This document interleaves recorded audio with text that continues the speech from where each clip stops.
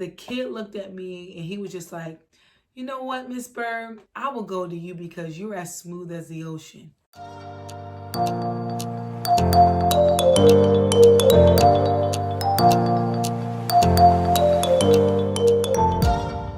Hey you guys, welcome to my channel, The Inspiring School Counselor, and I just want to talk to you guys for a moment before we get into this Talk It Out review.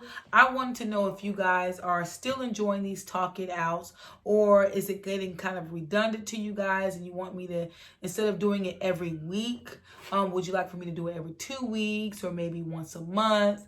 I would love to hear from you guys because last thing I want to do is just sound redundant when going over my week. Because sometimes, even though I might have some different things that I do throughout the week, but most of the time it's pretty much the same things: individual counseling, 504s, small groups or whole groups and those type of things. So I want to hear from you guys. If you guys comment down below, do you guys want me to continue to do these Talk It Out reviews every week, or do you want me to come every 2 weeks or come once a month? Please comment that down below. So on Monday, the first thing that I wanted to do is do a whole group check-in. And so basically what a whole group check-in is that I go in, most of the time is in the cafeteria, and in the mornings from I think it's from 7:50 to maybe 8:15, I would go into the cafeteria, and that is when pre-K and kindergarten is in there. And I just walk around, I ask them about their week, how it was, and just let them know how I missed them. And also if they needed any help with their milk, opening up their milks or whatever, I will be in there to help them with that as well. That is something that I don't have to do, but I make it my duty to go in there as much as I can throughout the week. I don't always get a chance to see my pre-K students, and I don't even teach lessons to my pre-K students, but I try to at least touch bases with them as much as I can so that they can get used to seeing my face. And a lot of them, when they see me in the hallways, they're like, "Hi, Miss Bird," and they wave. And so it's just a really beautiful thing just to know that even though I don't actually have classes with them to where I teach lessons to them, but still yet they remember my face, they remember my name. And so I'm excited about that. And also being able to just talk to my kindergartners during that time as well, which if I do teach lessons this year, which I'm not as of right now, they'll already get a chance to see me and everything, but I still like to touch bases with them. So I did that. Then I also had, during my lunch duty, I basically say that's my whole group time, because at that time, not only am I helping with opening up the kids' milking it and all that, I also use that time to just check in with students, see how they're doing, how their weekend was, what they're looking forward to for the next week that's coming. And so just being able to just communicate with them and build relationships. I have first grade lunch duty, so I'm able to be in there with them. I also want to do something different with doing lunch duty this week. I noticed in times past, whenever I would go and talk to the kids, I actually started to read the jokes that was on their milk cartons. And a lot of them, the jokes that's on the milk cartons, it's really redundant as far as the jokes doesn't change. It's usually the same old jokes. So I just thought to myself that I wanted to incorporate doing like a joke book or something for them on Mondays and Thursdays. So I started off this Monday and I was just like, Miss Bird is going to be reading a joke to you guys. And so I would go to each table, read a joke. And I just think that that's a great opportunity for me to just be able to bond with them even the more and kind of give them something to look forward to as they're in the cafeteria eating. And so it kind of just changes things up a little bit. So if you are a school counselor that is currently doing lunch duty, definitely think about, incorporating something like that if you can, whether it's a joke book or maybe you want to have dancing Fridays or Wiggly Wednesdays where they can get up out their seat and stand where they're at. Once everybody is done and they've been good, and you can have like a party time with them. And I was actually able to get some of those ideas from talking to a teacher assistant that also had lunch duty, and she was telling me some of the things that she did with some others that had lunch duty with her. And I was like, oh yeah, hands down, I'm going to incorporate that. And so but right now I'm starting with the jokes, and then we'll see about doing like the party, like the dancing Fridays or something like that. So that's what I did on Monday. And of course I had emails and 504s, all those different things. I also had to reach out to 2 doctors because there was 2 students that had 504s that needed a OT evaluation. And so I was able to reach out to those doctors and try to get things faxed over and all those things. So I was able to do that. I also had to do individual counseling with 2 of my students. And to tell you guys, I don't remember what that was about. So I would go in detail with you guys as far as the gist of the situation. But you guys, I don't even know what that was about. And usually I like to write little notes and stuff about everything that I see, but that it's not in my planner. It's actually in my book that I have.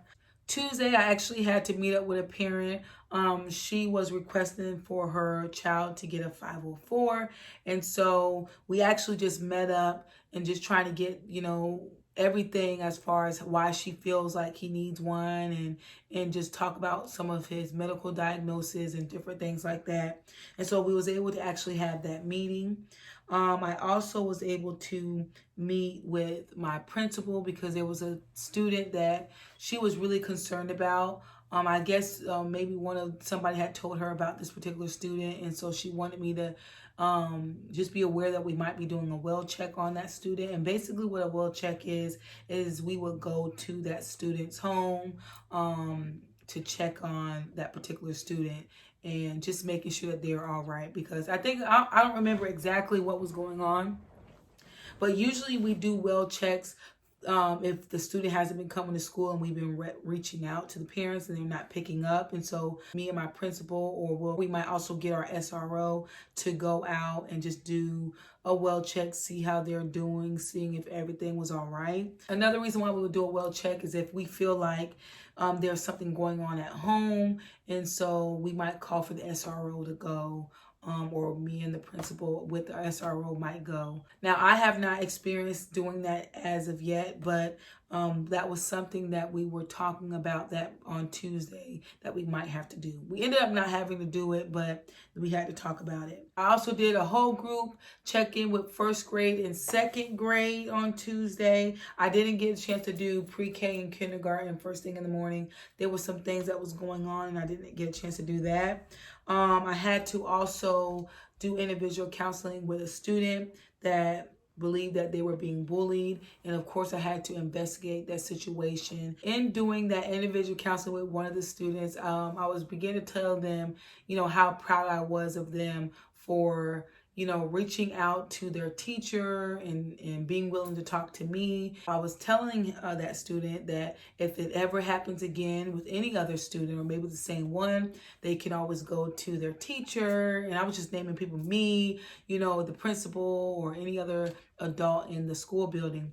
And the kid looked at me and he was just like, you know what, Miss Bird? He said, I will go to you because you're as smooth as the ocean. When he said that, I was just like, what? I'd never been compared to an ocean before, but that day I was just like, you know what? I feel on top of the world, because he just made my day when he said that. He was just like, yeah, Miss Bird, you just talk smooth and you're just as smooth as the ocean.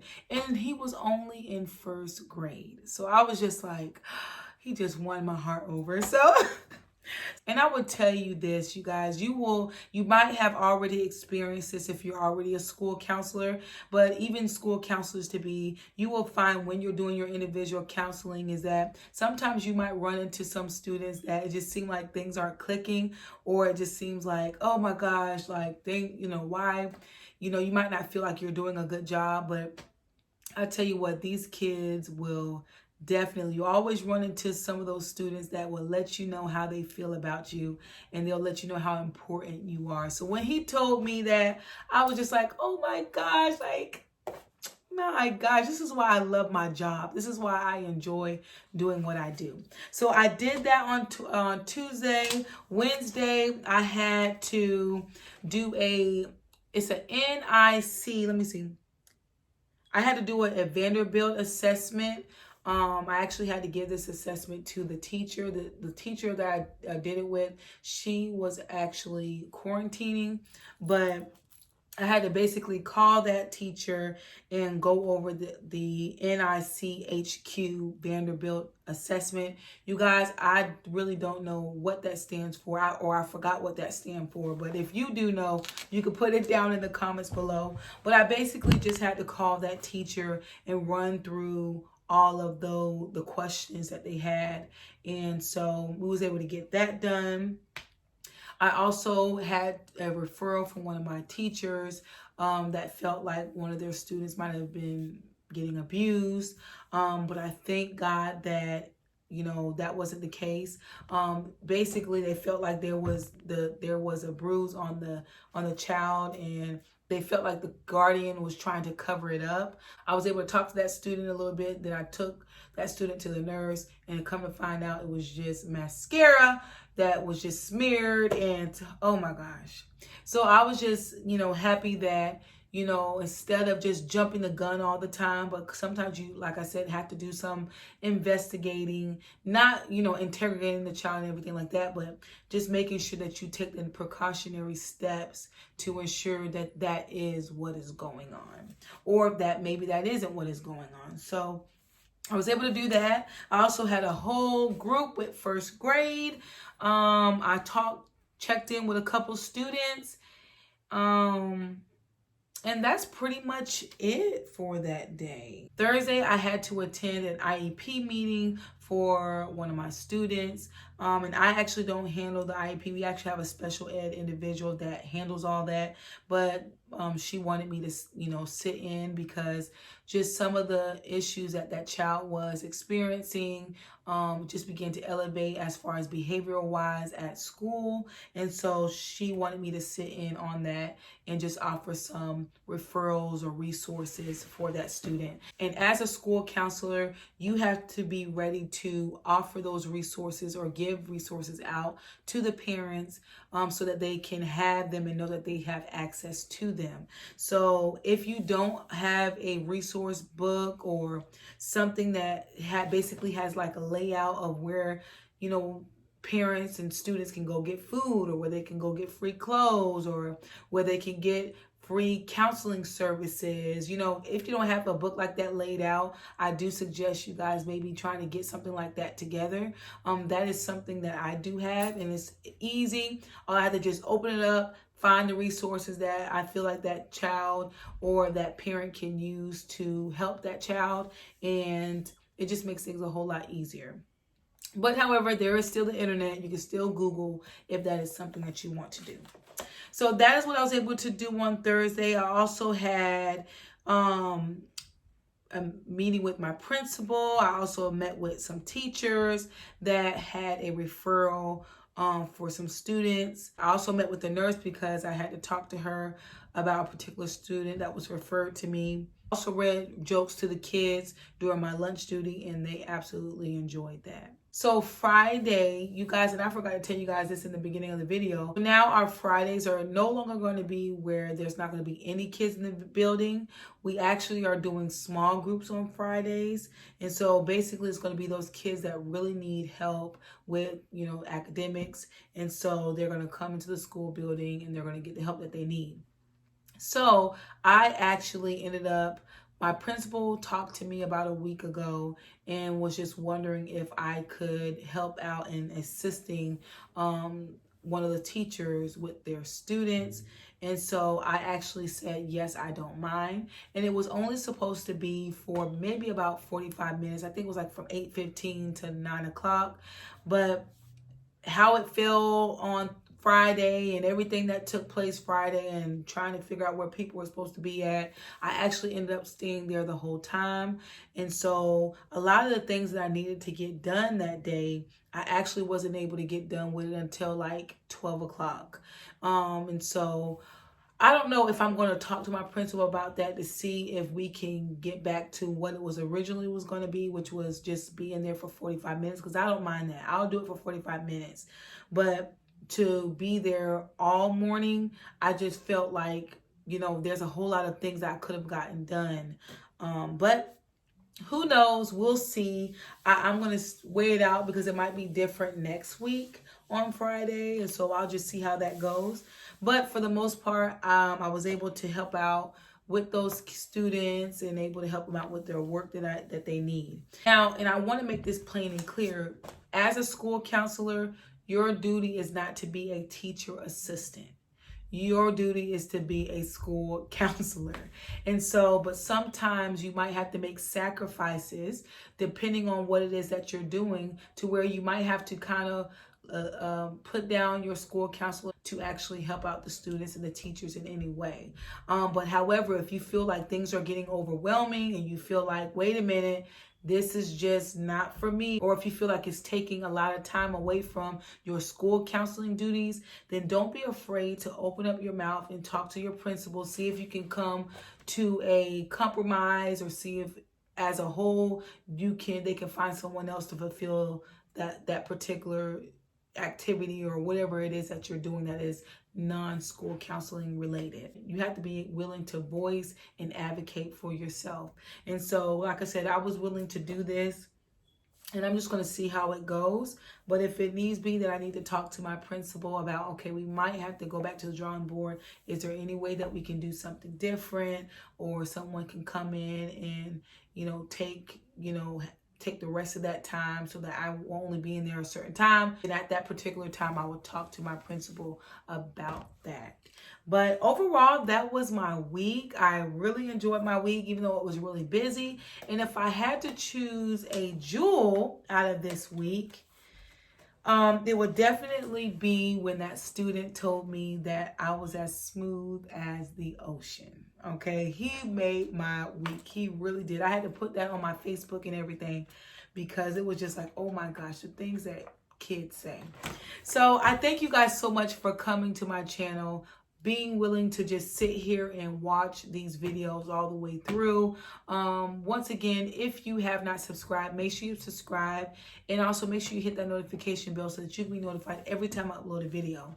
I also want to know, what is a jewel that you experienced this week? What was something that uplifted you and just reminded you how important you are as a school counselor, or even as an individual? Please comment that down below. I would love to read them. So thank you guys so much for your time, and I'll see you next time.